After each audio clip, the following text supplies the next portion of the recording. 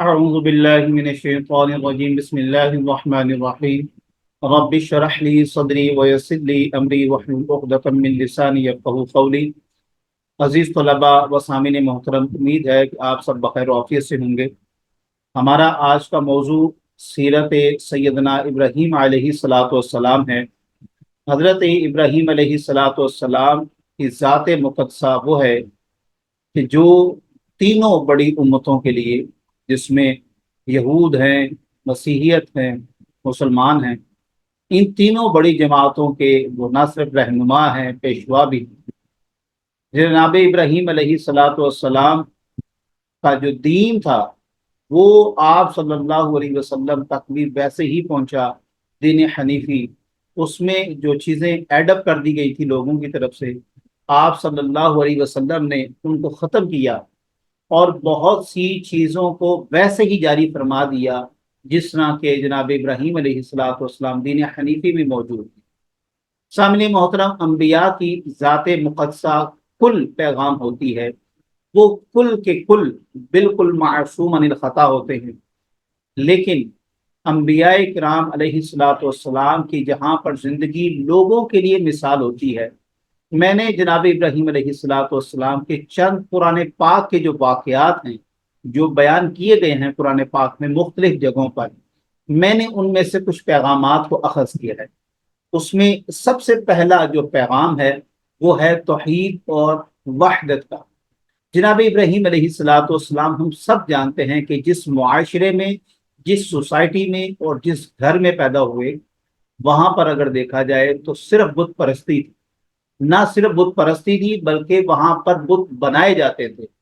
آپ اس ماحول میں نہ صرف پیدا ہوئے بلکہ پروان بھی چڑھے، اور آپ علیہ الصلاۃ والسلام نے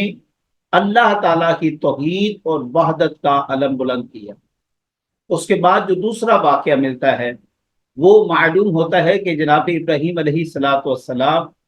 لوگوں کو ساتھ لے کر، کیونکہ لوگوں کے اعتقادات مختلف تھے، کچھ لوگ سورج کو اپنا خدا مانتے تھے، کچھ لوگ تاروں کو خدا مانتے تھے، کچھ لوگ دیگر چیزوں کو، تو آپ ان کے ساتھ چل دیے اور آپ نے فرمایا کہ اگر یہ میرا خدا ہے تو شام کے وقت جب غروب ہوا تو فرمایا کہ یہ تو خدا نہیں ہو سکتا، کیونکہ خدا سے تعلق تو ہمیشگی ہے۔ تو یہ تین واقعات قرآن پاک نے بیان کیے ہیں، آپ ان کا مطالعہ کر سکتے ہیں۔ ان تینوں واقعات سے جو چیز مجھے حاصل ہوئی ہے، یا جو نقطہ میرے ذہن میں آیا وہ یہ ہے کہ تلاش حق میں انسان کو ہمیشہ سرگرداں رہنا چاہیے، جستجو میں لگا رہے وہ ہر وقت، ہمہ وقت وہ اللہ کی اور اللہ کے بندوں کی تلاش میں لگا رہے، حق کی تلاش میں لگا رہے، سکون کی تلاش میں لگا رہے، نیکی کی تلاش میں لگا رہے، اور اچھے اعمال کی تلاش میں لگا رہے۔ اللہ و تبارک تعالیٰ ایک نہ ایک دن اس کو اس کا مقصود مل ہی جاتا ہے۔ تو سامعین محترم، اس کے بعد تیسرا جو واقعہ قرآن پاک نے عین الیقین کے حوالے سے، جناب ابراہیم علیہ الصلاۃ والسلام نے اللہ سے سوال کیا کہ تو کیسے مردوں کو زندہ کرتا ہے اور پھر ان کو مارتا ہے، زندہ کرتا ہے، تو اللہ نے کہا کہ کیا تمہیں یقین نہیں ہے؟ جناب ابراہیم علیہ الصلاۃ والسلام نے کہا یقین ہے، لیکن میں عین الیقین کرنا چاہتا ہوں، آنکھوں سے دیکھنا چاہتا ہوں کہ مزید تسلی ہو جائے۔ یہ واقعہ خود پڑھ لیجیے گا، میں صرف اس میں سے ایک چیز بتانا چاہ رہا ہوں کہ ہمیشہ جناب ابراہیم علیہ الصلاۃ والسلام کی جو سنت جب بھی ہمارے سامنے آتی ہے قرآن پاک کا واقعہ، ایک چیز ہمیں ذہن میں رکھنی چاہیے، ہمیشہ کسی بھی چیز کے اوپر جلد فیصلہ نہیں کرنا چاہیے، بلکہ اس کو دیکھ کر غور فکر تدبر کرنے کے بعد جب آپ کسی نتیجے پر پہنچیں اس وقت آپ کسی بھی چیز کے حوالے سے فیصلہ کریں۔ تو یہ معلوم ہوتا ہے کہ غور و فکر کرنا اور آنکھوں سے جب تک خود ہوتے ہوئے نہ دیکھ لینا، کسی چیز کے اوپر یقین نہ کرنا، یا اس کے اوپر غور و فکر کر کے اس کو پھر اس کا جواب تلاش کرنا، یہ جناب ابراہیم علیہ الصلاۃ والسلام کی سنت ہے۔ اس کے بعد آپ کی ایک اور جو قرآن پاک میں واقعہ نار نمرود والا ذکر ہوتا ہے کہ آپ کو نار نمرود میں پھینکا گیا، اس واقعے سے جو سبق حاصل ہوتا ہے وہ رضائے الہی ہے۔ گویا جناب ابراہیم علیہ الصلاۃ والسلام نے اللہ تعالیٰ کی رضا کی خاطر اس آگ میں چھلانگ لگا دی، چونکہ آپ کا یقین بھی سچا اور پکا، آپ کا اللہ بھی یقین میں تھا اور اللہ کے ساتھ بھی آپ کا تعلق پختہ تھا اور اللہ بھی آپ کا سچا اور آپ خود بھی سچے تھے، جب اس قدر یقین ہو جائے کہ ہم نیک ہے، ہم اللہ تعالیٰ کی ہدایت جو دی ہوئی ہے اس کے اوپر گامزن ہیں، پھر اللہ سے امید بھی اچھے کی رکھنی ہے ہم نے۔ یہ نہیں کہ سارے اعمال کرنے کے بعد مایوسی کی طرف نہیں جانا، ایک عجیب کیفیت میں نہیں اپنے آپ کو ڈھال لینا کہ پتہ نہیں اللہ معاف کرے گا کہ نہیں کر۔ اللہ سے اچھے کی امید رکھنی ہے، اللہ غفور الرحیم ہے، وہ ہمارے اتنے بڑے بڑے جو گناہ ہیں اس کے سامنے کچھ بھی نہیں ہے، اس کی رحمت بہت وسیع ہے۔ تو اللہ سے اچھے کی امید رکھنا، یقین کرنا اور اس کی رضا میں راضی ہو جانا، یہ اللہ تبارک تعالیٰ کے پیغمبر جناب ابراہیم علیہ السلام کے اس واقعے سے اخذ ہوتی ہے۔ اور آخر میں جو جناب ابراہیم علیہ السلام نے اتنے عرصے بعد اپنے بیٹے سے جب ملاقات ہوئی تو اس کو قربانی کے حوالے سے جو سارا واقعہ آپ نے سنا ہوا ہے، حضرت اسماعیل نے کہا یا ابت افعل ما تؤمر ستجدنی ان شاء اللہ من الصابرین، کہ ابا جی آپ وہ کر گزریں جس کا آپ کو حکم ہوا ہے، اب وہ خواب ہے یا کچھ بھی ہے آپ کر گزریں، مجھے آپ صابر پائیں گے، انشاءاللہ آپ مجھے صابر پائیں گے۔ اور جناب ابراہیم علیہ السلام نے یہاں پر صبر سے استقامت سے کام لیتے ہوئے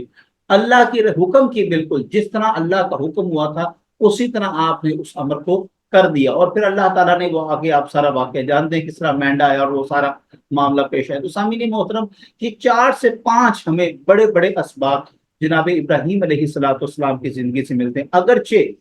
اگرچہ مفسرین نے اس میں ایک لمبی قطار لکھی دی ہے جو ان آیات سے اور ان واقعات سے ہمیں اسباب ملتے ہیں، لیکن یہاں پر جو بڑے بڑے اسباب جو ظاہراً نظر آ رہے ہیں،